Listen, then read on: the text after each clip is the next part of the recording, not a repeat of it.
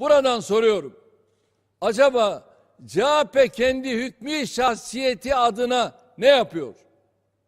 Hangi politikayı geliştiriyor? Hangi projeyi üretiyor? Hangi programı savunuyor? Bunların hepsi de cevapsız sorulardır. Peki CHP hiç mi bir işe yaramıyor? Elbette CHP'nin ifa ettiği bir görev var. Bu görevi bir teraziye benzetebiliriz.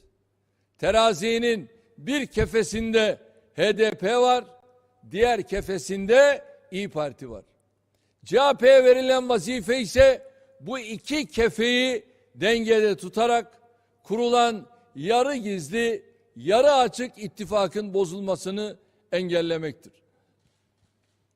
Partisini bu duruma düşüren zat, kendisine karşı çıkan herkesi susturarak, gerekirse kapı dışarı ederek diktatörlüğün de dik alasını sergilemektedir.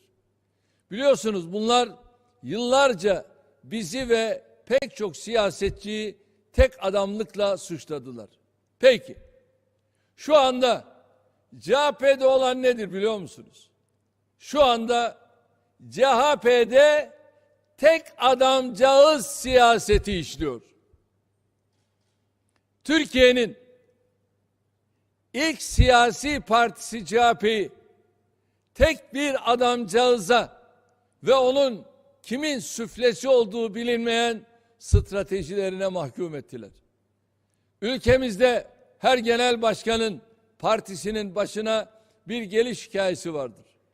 Partisinin başına kasetle gelen tek genel başkan bu zattır. Biz ne kadar eleştirirsek eleştirelim, ne kadar kızarsak kızalım, ülkemizin ana muhalefet partisinin böyle bir duruma düşürülmüş olmasından samimi üzüntü duyuyoruz. Çünkü demokrasilerde muhalefet, alternatif programları, projeleri, vizyonuyla iktidarı adeta ateşleyen, daha çok çalışmaya sevk eden bir misyona sahiptir. Türkiye'de bırakın böyle derinlikli bir misyonu, sadece ülkenin ve milletin temel meselelerinde yerli ve milli duruş sergileyen bir ana muhalefeti bile arar olduk. İnşallah 2023 seçimleri AK Parti için hizmet ve eser siyasetini daha üst aşamaya çıkarma fırsatı yanında ülkemizin gerçek bir ana muhalefete sahip olmasına da vesile olacaktır. Rabbimden bu kadroya büyük ve güçlü Türkiye'yi inşa şerefini bahşetmesini niyaz ediyorum. Bunun için hep beraber gece gündüz çalışacağız. Bu vesileyle esnaf ve sanatkarlarımıza bir müjde vermek istiyorum. Halkbank tarafından esnaf ve sanatkarlara kullandırılan Hazine ve Maliye Bakanlığı faiz destekli kredilerin 1 Ocak 2021 30 Haziran 2021 arası 6 aylık dönemde ödenmesi gereken taksitleri ertelenecektir. Hayırlı olsun. Bu duygularla ilk kongrelerimizin tekrar hayırlı olmasını diliyorum. Göreve gelecek kardeşlerime şimdiden başarılar diliyorum. Ve İstanbul İl Teşkilatı'ndan şu anda Elazığ'a geçiyorum. Bir yıl önce depremi hatırlıyorsunuz. Ve bu depremde evet ölen kardeşlerimiz vardı. Ve bir yılda biz şimdi orayı ihya ettik. Bugün konut teslim törenleri için buradan Elazığ'a geçiyorum. Ve konut teslimlerini sahiplerine yapacağız. Ve bununla birlikte AK Parti iktidarının şu andaki hükümetimizin nedenli işinde sabit kadem olduğunu, nedenli işlerini süratle yerine getirdiğini, açık kimseyi bırakmadığını işte bununla ispat ettik. Biraz sonra Elazığ'dan tüm milletimize, tüm Türkiye'ye tekrar inşallah hitap edeceğiz. İstanbul'dan şimdi Elazığ'a yolcuyuz ve Elazığ'dan da inşallah tüm milletimle kucaklaşacağız. Hepinize İstanbul'dan en kalbi duygularla selam, sevgi ve saygılarımı sunuyorum ve tüm yeni görev alacak kardeşlerime de şimdiden başarılar diliyorum. Buradan hitap ediyorum. Denizde hazır mıyız? Denizde hazır mıyız?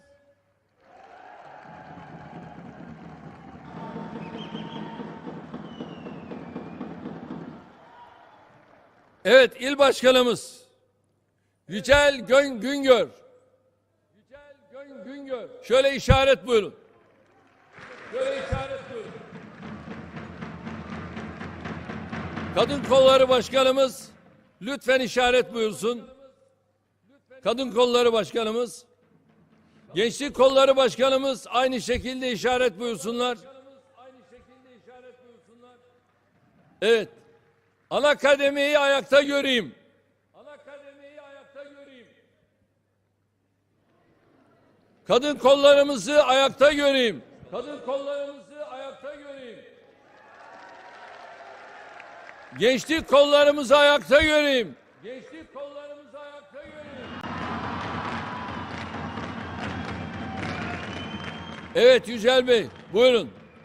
Evet Yücel Bey, buyurun. Sayın Cumhurbaşkanım, sizlere ilk önce gençlik kollarımızın şölenini sunmak istiyoruz. Denizli Teşkilatı adına sizlere en kalbi duygularımızı saygıyla, hürmetle selamlıyorum Sayın Cumhurbaşkanım.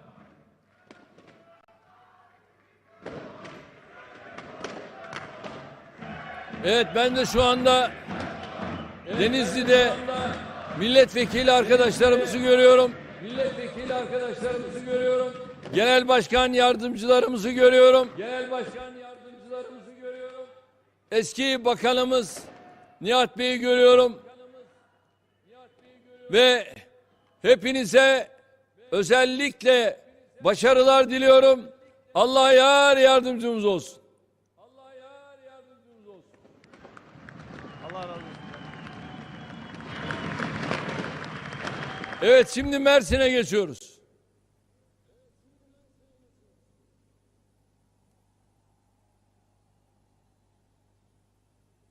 Evet, Mersin'de il başkanımız Cesim Ercik. Cesim Bey işaret buyuralım. İşaret buyuralım. Kadın Kolları Başkanımız da işaret buyursun. Gençlik Kolları Başkanımız da işaret buyursun. Şimdi ana kademeyi bir ayakta göreyim. Ana kademe. Kadın kollarımızı da ayakta görelim. Gençlik kollarımızı da şöyle ayakta görelim. Evet, Mersin'de de Binali Yıldırım Bey'i görüyorum. Kabine üyemiz Lütfü Bey'i aynı şekilde görüyorum. Genel Başkan Yardımcımız Jülide Hanım'ı, Erkan Bey'i görüyorum. Ve aynı şekilde milletvekili arkadaşlarımızı görüyorum. Ve şimdi de Cesim Bey'i dinleyelim. Buyurun. Sayın Cumhurbaşkanım, Akdeniz'in incisi Mersin'den sizlere saygılarımızı, selamlarımızı ve hürmetlerimizi arz ediyoruz. Allah sizlere sağlıklı, uzun ömür nasip eylesin. Birliğimizi, beraberliğimizi kıyamete kadar daim eylesin efendim. Çok teşekkür ediyorum. Cesim Bey, şu andan itibaren Mersin'de çok daha farklı bir çalışmayı ortaya koyacaksınız. Ana kademe, kadın kolları ve gençlik kollarıyla 2023 Mersin'de bizim inşallah sıçrama yılımız olacaktır. Bunu şimdiden hatırlatayım. İnşallah Sayın Cumhurbaşkanım. Sağ olun. Şimdi Uşak.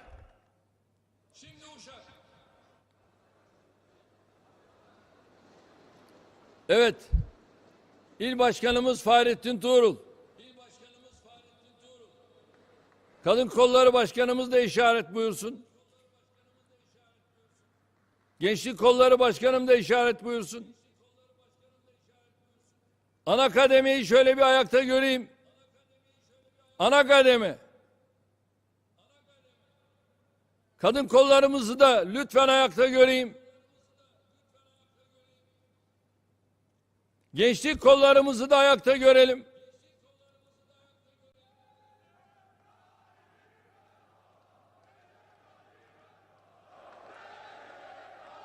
Evet, Fahrettin Bey buyur.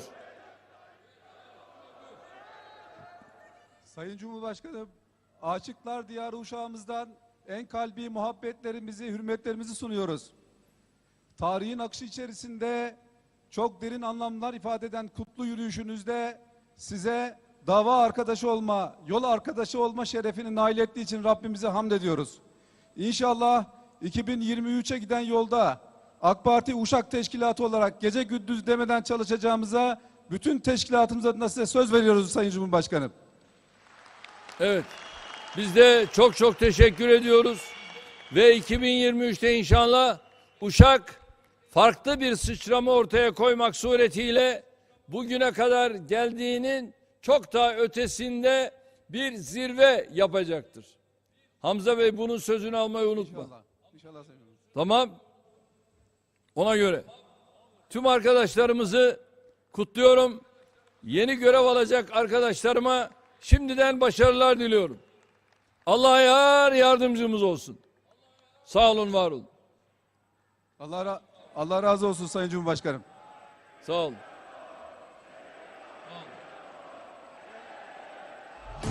Neler